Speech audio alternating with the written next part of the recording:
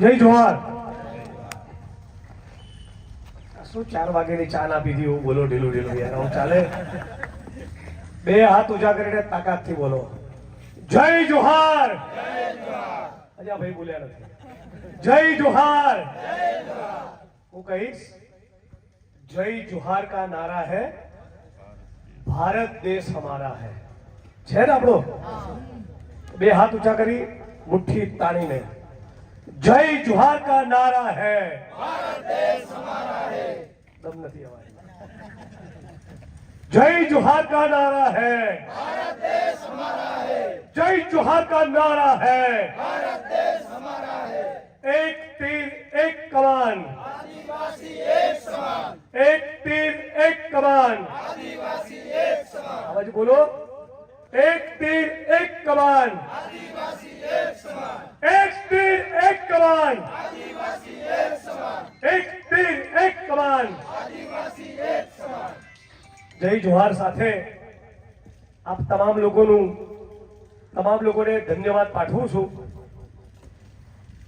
આ ધરતી પર 9 ઓગસ્ટ વિશ્વ આદિવાસી દિવસ નિમિત્તે મને આમંત્રણ આપ્યું એ બદલ મંચ ઉપર બેઠેલા અને મારી આંખ સામે બેઠેલા આપ તમામ આદિવાસી સમાજના વડીલો, યુવાન મિત્રો, થોડી ઘણી બહેનો, બાળકો, તમામ લોકોને આજે 9 ઓગસ્ટ વિશ્વ આદિવાસી દિવસની ખૂબ ખૂબ શુભેચ્છાઓ પાઠવું છું.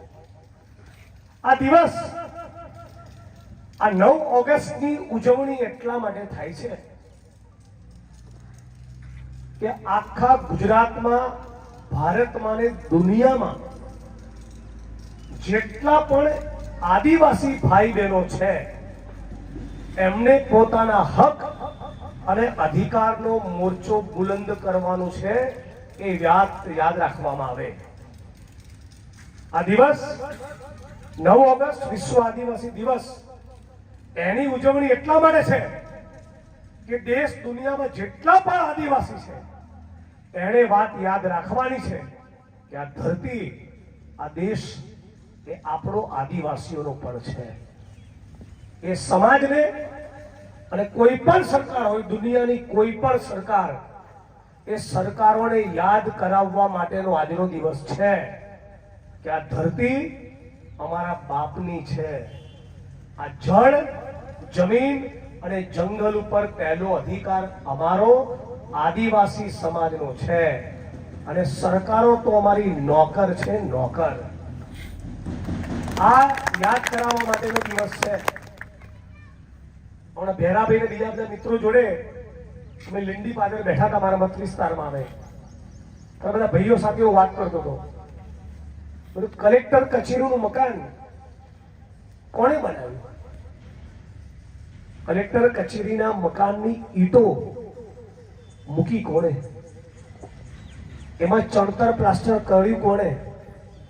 એમાં કલરનું કામ કોણે કર્યું? અને એ જે ઈંટો બની, ઈંટોના ભઠ્ઠાની અંદર પણ પરસેવો પાડ્યો કોણે? કોણે? કોણે પાડ્યો? આદિવાસીઓ. ગુજરાતની વિધાનસભાના જે મકાનમાં હું બેસું છું અને જેમનો સ્નેહ સંદેશો લઈને આવ્યો છું એવા સાથી કાંતિભાઈ ખરાડી, કાંતિભાઈ અને હું જે વિધાનસભાના મકાનમાં બેસીએ છીએ એ વિધાનસભાના મકાનની ઈંટો પણ કોણે બનાવી? આ ધરતીથી, આ ગામથી વિધાનસભાના મકાન સુધી, કલેક્ટર કચેરી જવા સુધીનો રોડ રસ્તો કોણે બનાવ્યો? કોણે બનાવ્યો? આદિવાસી. એમાં કોનો પરસેવો છે? આદિવાસી. એ રોડની ડાબે જમણે બંને બાજુ ઉપર જે હોટલો છે, જે મકાન છે, એ બિલ્ડિંગ છે, શોપિંગ સેન્ટરો છે, ટાવરો છે, વીજળીના થાંભલા છે, એ કોણે ઉભા કર્યા? આદિવાસી. આ ખેતરમાં કાળી મજૂરી કરીને જુવાર ને મકાઈ કોણે પેદા કર્યો? આદિવાસીઓ. કોણે પેદા કર્યો? આદિવાસીઓ.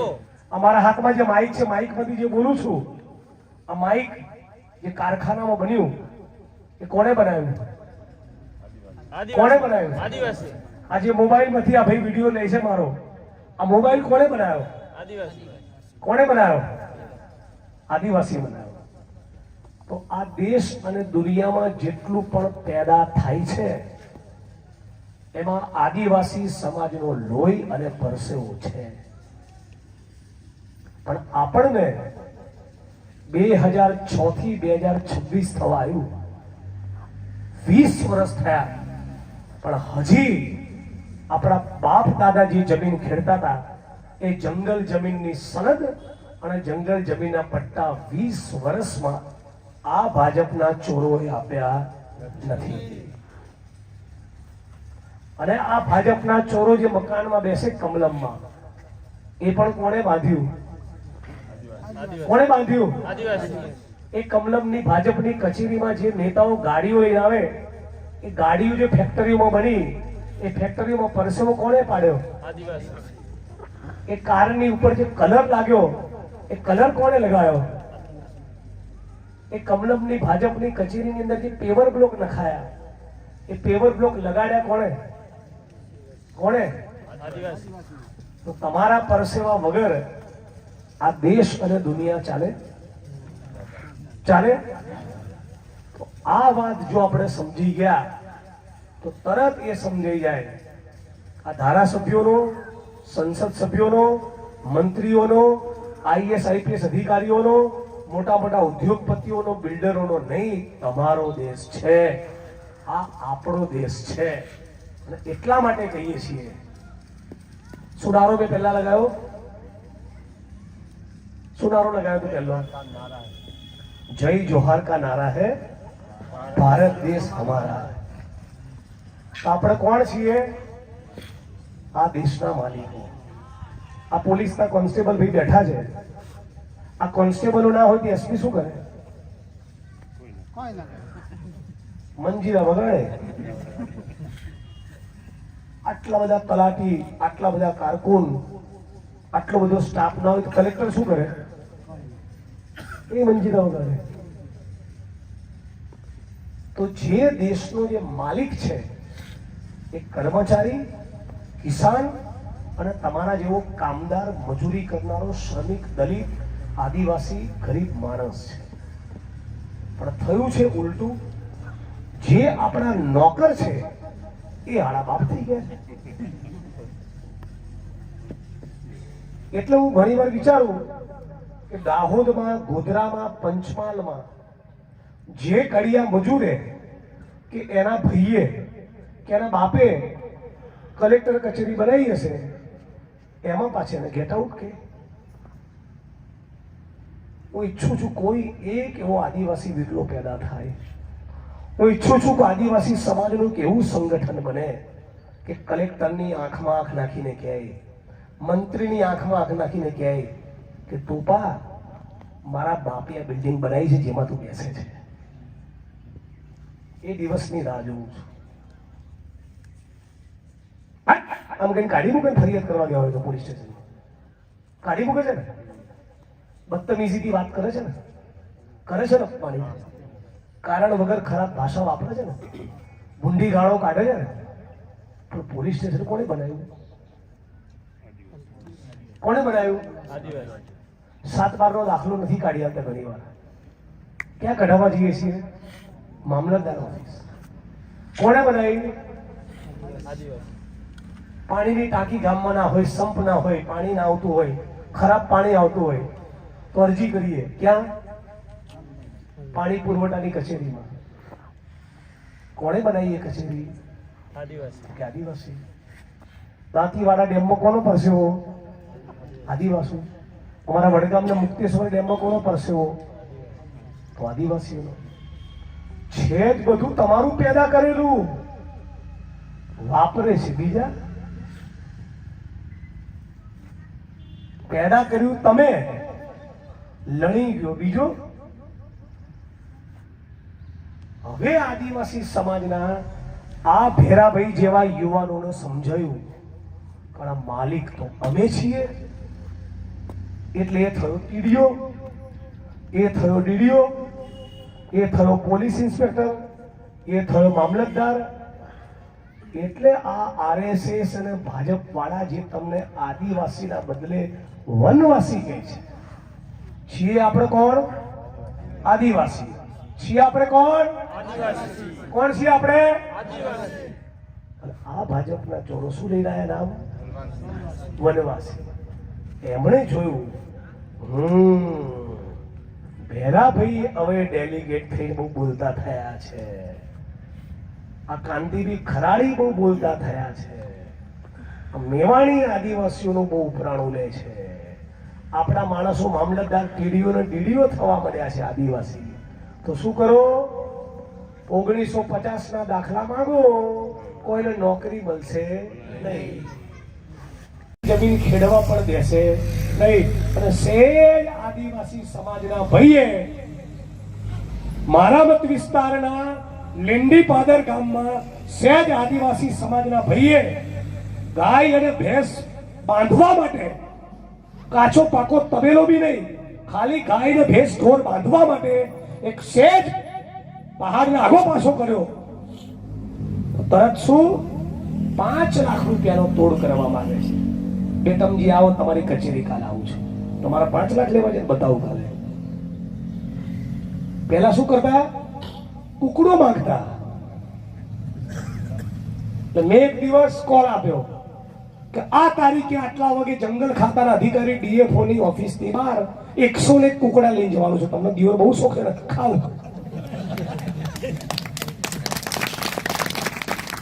ત્યારની ઘડી આજનો દિવસ છાપરામાં, લીંડી પાદરમાં, જાઉનપુડીમાં, ચૂલી પાણીમાં કોઈ કુકડો માંગવા આવતો નથી. એમનું કુકડે કુક કરી નાખ્યું. તમારે ત્યાં માંગે છે? માંગત કહેજો. જિગ્નેશભાઈ આયા હતા અને 101 કુકડા આપવા માટે તૈયાર છે.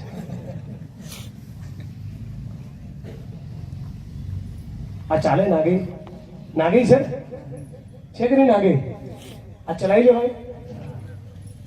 કોઈ પણ કર્મચારી પોતાની ફરજ નિભાવવા આવે, આપણે એનું સન્માન કરવાનું. તોડ કરવાની વાત કરે તો એને ઝાડા કરાવી દેવાના. આપણે ખોટું કરવું નહીં અને ખોટી ટણી કોઈની ચલાવવી નહીં. આ કેવું રહે? બરાબર. આ મારા ખેતરની દિવાલ હોય, હું આ એક ડગલું આમ મૂકું તો મને કોઈ કહેવા આવે ને તો કુકડો માંગે ને. આપણે 1 ઇંચ અંદર રહેવું, બહાર જવું નહીં. એના પછી કુકડો માંગે તો મને કહેવાનું એનું કુકડે રેડી. આ એક વાત. બીજી વાત, લીંડી પાદરમાં, ચૂલી પાણીમાં, છાપરામાં, હાથીન્દ્રામાં, જાંબુડીમાં મારા મત વિસ્તારના 4-5 ગામ આવે. એમાં જંગલ જમીનનો જે પ્રશ્ન છે એ દાંતા અને અમીરગઢમાં પણ છે. હું અને કાંતિભાઈ કોક દાડો આંદોલનની તારીખ નક્કી કરીએ તો બૈરી છોકરા સાથે આવશો, લાકડા જેવું કરીશું. હવે આપણે ધારો કે 10,000 ની રેલી કરી, કેટલાની? અને એના પછી એ જંગલ જમીનની સનદ ના આપે, જમીનનો કબજો ના આપે તો શું કરવાનું? એવું તો છે નહીં કે કાંતિભાઈ વિધાનસભામાં બોલ્યા નથી, બોલે જ છે. મારી બાજુમાં જ બેસે છે, મારી બાજુના ટેબલમાં બેસે છે. હું શું બોલું એમને ખબર હોય, એ શું બોલે મને ખબર હોય. તો કાંતિભાઈએ બોલ્યા છે, અનંત પટેલે બોલ્યા છે, તુષાર ચૌધરીએ બોલ્યા છે, જિગ્નેશભાઈએ બોલ્યા છે. તોય આ ચોરો ગાંઠતા નથી. તો શું? તો આ દાતા અમીરગઢમાંથી એવો સંદેશ જવો જોઈએ કે આવતી ફેર કાંતિભાઈને 50,000 વોટે જીતાડીશું તો આ લોકો દોડતા થાય. સરકારને તમે 1 વાર કહો, 2 વાર કહો, 5 વાર કહો, 25 વાર કહો, 6 મહિના સુધી લખો, 1 વર્ષ સુધી લખો, આ તો 20 વર્ષ થયા કાયદો બને. કોંગ્રેસની સરકારે, સોનિયા ગાંધીજીની યુપીએની કોંગ્રેસની સરકારે જંગલ જમીનનો કાયદો આ બનાવ્યો 2005-6માં. આજે વાતને 20 વર્ષ થયા, હજી પણ 1 લાખ આદિવાસી ભાઈઓને જંગલ જમીનના કબજા નથી મળ્યા, સનદ નથી મળી, અને એક સહેજ 1 ઇંચ આગળ વધે એટલે જંગલવાળા કેસ કરે. સાચી વાત છે. તો આ અત્યાચાર અન્યાયની સામે ચૂંટણીમાં આપણે જડબાતોડ જવાબ આપવો પડે. અને ચૂંટણી વખતે પૈસામાં પડવાનું નહીં, દારૂમાં પડવાનું નહીં, લાલચમાં પડવાનું નહીં, બોગસિયા આગેવાનની વાતમાં પડવાનું નહીં. નહીં તો શું થશે? 400 નો બાટલો 600 કર્યો, પછી 800 કર્યો, અને હવે કેટલામાં આપે છે? 1000માં. હજી આ ચોરોનું બટન દબાવશો તો 1500માં આપશે. હવે તમને 1500માં પોસાતો હોય તો કાંતિભાઈ ને જિગ્નેશભાઈ ને ક્યાં વાંધો છે? લો, બરાબર વાત છે ને? 2+2 જેવી વાત છે. આ ભાઈને મત વિસ્તારમાં ઉભા થાવ, આ ભાઈને મત વિસ્તારમાં આપણે ખેડ બ્રહ્મામાં ધારાસભ્ય બનાવ્યા, ચૂંટાઈને આવ્યા. પહેલા વર્ષે 10 ખોટા કેસ કર્યા, બીજા વર્ષે 10 ખોટા કેસ કર્યા, ત્રીજા વર્ષે 15 ખોટા કેસ કર્યા, ચોથા વર્ષે 25 ખોટા કેસ કર્યા, પાંચમા વર્ષે 50 ખોટા કેસ કર્યા, 5 વર્ષ ધારાસભ્ય તરીકે રહ્યા 100 ખોટા કેસ કર્યા. અને તોય વસ્તી અમને ચૂંટી લાવે તો બીજી વખત 500 ખોટા કેસ કરે. કરે કે ના કરે? તો જેને તમારો 400 નો બાટલો 600 કર્યો, 800 કર્યો, 1000 કર્યો, ફરી એને લાવશો તો 1500 નો ચાંદલો કરશે. બેસો. વાત સમજાય છે? મારી વાત સમજાય છે ને? એટલે આદિવાસી બનીને જે તમારી વચ્ચે આવે એને પૂછવાનું કે ભાઈ તારી વાત તો બધી બરાબર, આ તેલનો ડબ્બો 2500 નો તારો બાપો આપી જશે ચૂંટણી પત્યા પછી? શું કિંમત છે તેલના ડબ્બાની? કેટલા? 2700 રૂપિયા. કેટલા આદિવાસી ભાઈઓનો ગુજરાતમાં પોસાય? દાંતામાં, અમીરગઢમાં, પાલનપુરમાં, ખેડબ્રહ્મામાં, ઉચ્છલમાં, નિજરમાં, વ્યારામાં, સોનગઢમાં, તાપીમાં, વલસાડમાં, વાપીમાં પોસાય? 100 રૂપિયાનું સવાર પડીએ પેટ્રોલ નાખવાનું ગાડીમાં પોસાય? અહીંથી પાલનપુર જઈને પાછું આવવું એનું ભાડું પોસાય? સાજુ માદું હોય અને બેન દીકરી માતાની ડિલિવરી હોય, 50,000 રૂપિયા પેટ ચીવીને બાળક પેદા કરીને આવે છે, એ પોસાય? સરકારી સ્કૂલો બંધ કરી નાખી. કેમ? અમારો છોકરો ટીડીઓ થવો જોઈએ નહીં. કેટલી સરકારી સ્કૂલો આ સરકારે બંધ કરી? 93,000. 93,000 સરકારી સ્કૂલો બંધ કરી અને 2 કરોડ ગરીબોના બાળકોને ભણતા બંધ કર્યા આ વિશ્વગુરુ મોદીએ. આ શેના વિશ્વગુરુ છે? કેટલી સ્કૂલો બંધ કરી? 93,000.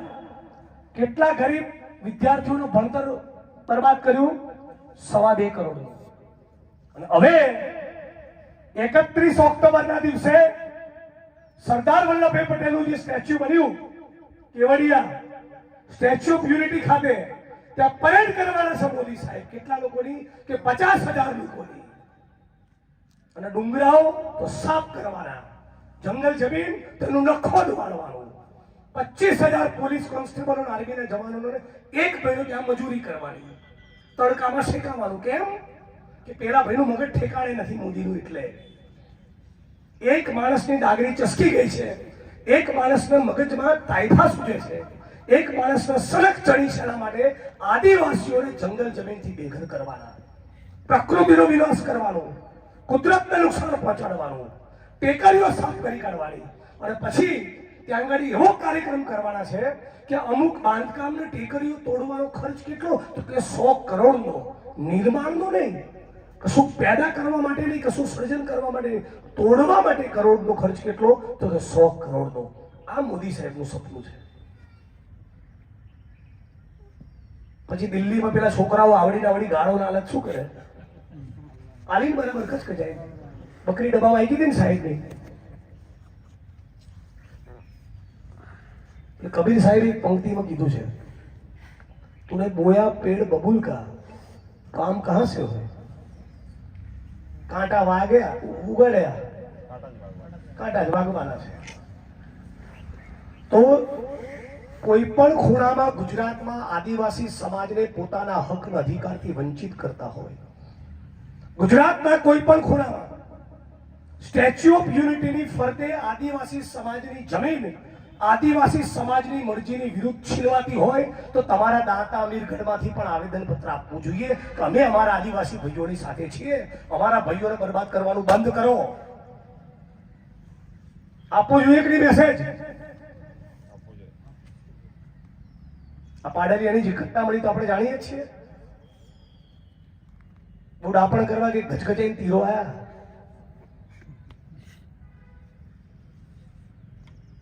તો આપણી એક જ માંગણી છે, આજે 9 ઓગસ્ટ વિશ્વ આદિવાસી દિવસ નિમિત્તે એટલું કહેવા માંગીએ છીએ કે અમે આદિવાસીઓ આ દાતા અમીરગઢના, ગુજરાતના, દેશના અને દુનિયાના માલિકો છીએ.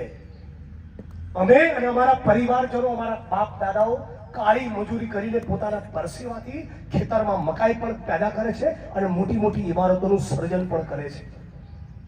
સરદાર વલ્લભભાઈ પટેલનું અમે સન્માન કરીએ છીએ.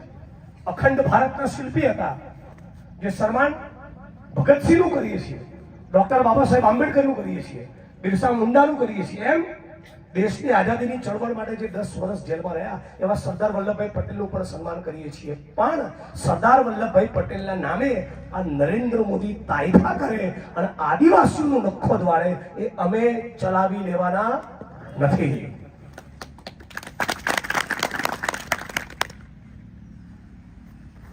એટલે સાથીઓ, મારી વાણીને વિરામ આપું છું. પડોશમાં છું, બૂમ પાડજો, આવી જઈશ. ટુકડો માગ્યો નથી, મને બોલાયો નથી, બરાબર? અને એકવાર મીટિંગ રાખો, ફોરેસ્ટના ઓફિસરોને પલાઠી વાળીને બેસો. બોલ, શું તકલીફ છે? બેન જરૂરી દોડ દાપણ કરવાનો જ નહીં, ચાલ ઘેર, મને બોલાવજો, આવીશ. આજ દાંતામાં, અમીરગઢમાં અને પાલનપુરમાં બધી 5000 એકર જમીન ભાજપ વાળા દબાઈને બેઠા છે. ચોરના દીકરાઓ ત્યાં તો ખાલી કરાવવા જતા નથી અને સહેજ 1 ઇંચ આદિવાસી ભાઈ એક ડગલું આગળ વધ્યો, તરત ફોરેસ્ટ વાળો આવી જશે. છે ને ધંધો? વાત સાચી ખોટી? એમણે ગેરકાયદેસર મોટી બિલ્ડિંગ બનાવી દીધી હોય, 500 વીઘા વાળી દીધા હોય, 500 એકર, 500 વીઘા, ત્યાં કઈ નહીં કહેવાનું. પણ કોઈક આદિવાસી સમાજની બેન કે દીકરી એક સહેજ આગળ 2 ડગલા વધી હોય, તરત નોટિસ, તરત FIR, તરત દબાવવાનું, કુકડા માંગવાના. આ ધંધો ચલાવી લેવાનો નથી. મંજૂર? ઢીલું ઠસ નહીં, પાવરથી બોલો. મંજૂર? રેડી? જય જોહાર. તો ખૂબ ખૂબ આભાર આપ તમામ લોકોનો, ભેરાભાઈ, સરપંચ શ્રી, મંચ ઉપરના બધા જ સન્માનીય સાથીઓ, જે પણ તમે લોકો મને આટલા બધા પ્રેમથી આ સન્માન કર્યું, સાલ ઉડાડી. અડધી રાતે મને યાદ કરજો, હું અને કાંતિભાઈ અમારી વચ્ચે આવીને ઉપસ્થિત રહીશું. કાંતિભાઈ સાથે હમણાં વાત થઈ, આજે મને 6 કાર્યક્રમો છે. એટલે જિગ્નેશભાઈ કે મારા ભાગનો સંદેશ તમે આપી દેજો, હું બાકી જ નહીં રાખું. ફરી ક્યારેક આ વિસ્તારમાં મને કોઈ પણ જરૂર પડે, કોઈ તકલીફ હોય, પ્રશ્નો યાદ કરજો. તમારો ભાઈ છું, તમારામાંનો જ એક છું. અને જંગલ જમીનના પ્રશ્નના મુદ્દે આપણે બધા સાથે મળીને લડીશું તો કંઈક પામીશું. ઘેર બેઠા કંઈ મળવાનું નથી. અને જો લડવા નીકળો ને, હું આસામની જેલનો આંટો ખાઈને આવ્યો, 2300 કિલોમીટર દૂર. કેટલા કિલોમીટર દૂર? 2300, 2000 અને 300. તમારી માને ટેન્શન નહીં થયું હોય? ભોજું ને ઝુકેગા નહીં સાલા. ડરવાનું નહીં, લડવાનું. રેલી કરો, દંડો પડે, ટીયર ગેસનો સેલ છૂટે, વોટર કેનન, પાણીના ફુવારા આવે. મરવું નથી અને સ્વર્ગમાં જવું છે એવું નહીં થાય. ક્યારેક દંડો બી પડે, FIR બી થાય, અઠવાડિયું, 10 દાડા, 15 દાડા, 2, 4, 6 મહિના અંદર જવું પડે. આ તૈયારી હોય તો આત્મસન્માન મળે. આ તૈયારી હોય તો જંગલ જમીન ખેડવા મળે. આ તૈયારી હોય મને યાદ કરજો, મારી તૈયારી છે. જય જોહાર.